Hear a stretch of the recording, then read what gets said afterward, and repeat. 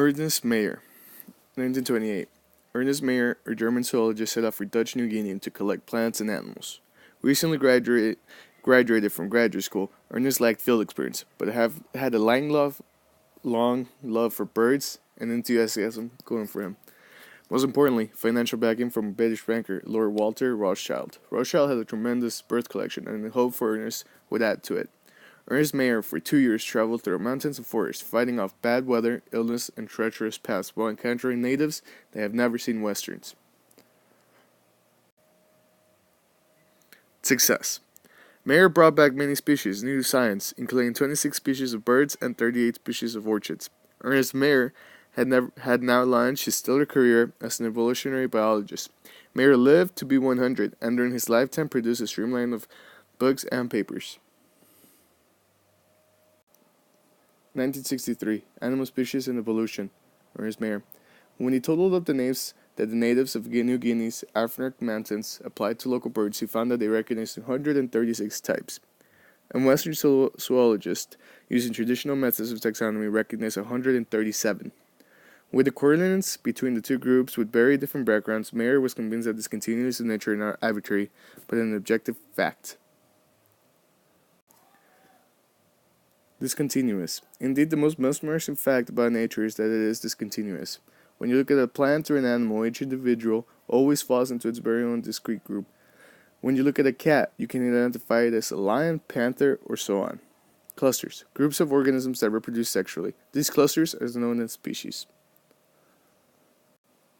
Against evolution.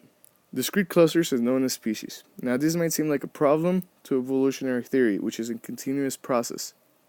But then how come there are so many variations of clusters? Why are they discontinuous? Separated for only gaps in appearances and behavior. How these groups arise is a problem of speciation, or the origin of species. The origin of species. Charles Darwin.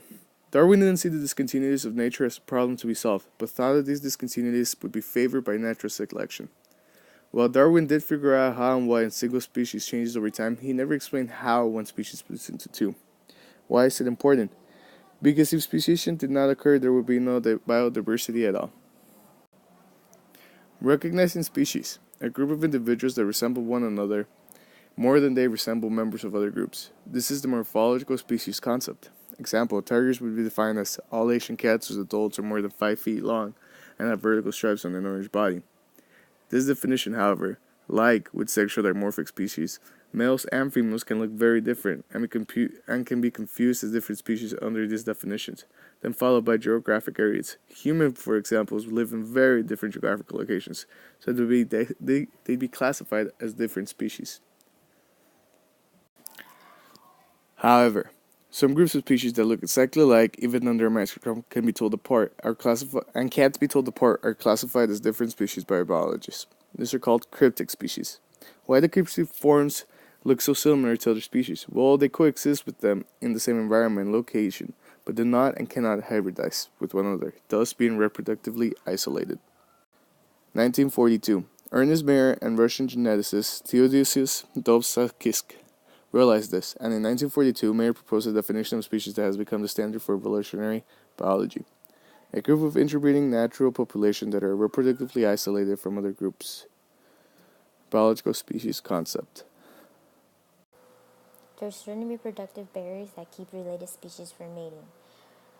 One being there's no overlap mating during mating or flowering seasons. For example, corals release huge amounts of gametes once a year, and will keep species from interbreeding is that they each release their gametes at different times.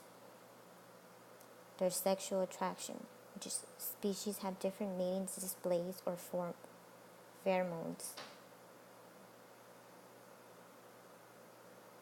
that they aren't sexually attracted to. As for example, the drosophila females carry a certain chemical on their abdomen that related male species aren't attracted to. Having different habitats is also a reproductive barrier. These species that are isolated from each other just have zero contact, so there's no way for them to interact. Pollination restrictions is another reproductive barrier. Seen in certain plants are pollinated by certain insects. For example, the monkey flower. One is pollinated by a bumblebee and the other by a hummingbird. Post-zygotic barriers are isolating barriers that occur after mating. For instance, there is no zygote formation. As an example, pollen from one plant species can fail to germinate on pistil of another. It can also result in zygote death. If a fetus is formed, it can result in a miscarriage. As an example, crossbreeding between sheep and a goat. If a zygote is formed and seen to term, the hybrid can result in sterility. For example, the mule. Pre- and post-zygotic barriers can act together in some cases, as seen in the fruit fly on the island of Sao Tome. Species have isolating habitats. Their courtship is different, and when they do mate, sperm viability is low, and if hybrids are formed, they are sterile. The biological species concept defines a species in terms of interbreeding, that is, that certain populations are reproductively isolated from other groups. Within an evolutionary community, for instance, if a beneficial mutation arises in a certain species, such mutation will increase in frequency, but if this species were to interbreed with a different species, the mutation will have no effect. This can be seen as a unit of evolution.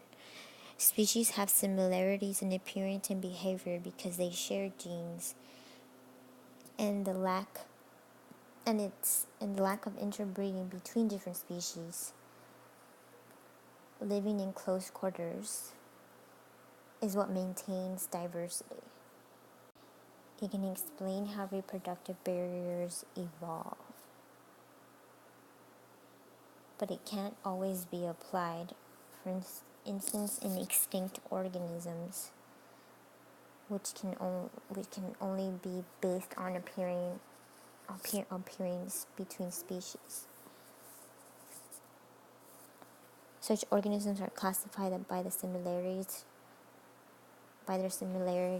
morphological similarities. How barriers evolve. Sister species are two species that are each other's closest relative but are separated by geographical barriers. For example, sister sea urchins that are found opposite side of the Isthmus of Panama. Evolution and geography's combined effect can lead to speciation through natural selection and sexual selection, which can cause isolated populations to diverge. For example, if a certain type of flower were suddenly divided by a geographical barrier, one flower could evolve to attract hummingbirds, while the other attracts bees. Eventually, the flowers would be specialized for a single source of pollination. So if the barrier were suddenly disappear, the flowers that would have diverged into two distinct species, preventing them from interbreeding. The theory of geographic speciation states that the first step to the origin of a new species is the idea of geographic isolation. The evolution of genetic isolation between populations requires that they first be geographically isolated. Some of the mechanisms that can lead to geographic isolation are vicariance and dispersal. The splitting of a single population into two genetically isolated parts is very difficult if they have the opportunity to interbreed. The constant intermixing will keep the gene pool from splitting into two different species. This will lead to having a single gene pool, and there will not be any divergence between the two populations. Starting from one ancestor, it takes roughly between 100,000 and 5 million years to evolve two reproductively isolated descendants. This process is not possible to witness over a human lifetime. If speciation depends largely on geographical isolation, there must have been lots of opportunities during the history of life to experience that isolation. Mountain ranges rising, glaciers spreading, deserts forming, and continents drifting are all very common occurrences in nature, and they could each all lead to geographical isolation. Geographical isolation occurring from a mountain range, for example, can separate a population of geckos into several smaller populations, and over time they could each become a new species due to geographic speciation, with geographic isolation being the cause of it. It is not necessary for populations to be isolated only by the formation of geographic barriers. Populations can also be isolated by a few individuals of a larger population simply leaving and forming a separate, smaller colony where it could evolve in isolation from its original population. Geographical isolation can lead to individuals entering a new environment, and adaptations to different environments results in mating discrimination between the populations, which is proved in the laboratory through selection experiments with model organisms. Populations must usually be isolated from one another to become separate species, and thus there should be recently formed species in different but nearby areas. We are able to get a rough idea of how long ago species arose by looking at the amount of differences between their DNA sequences, which is measurable with the time elapsed since they split from a common ancestor. Reproductive isolation between species increased steadily with time.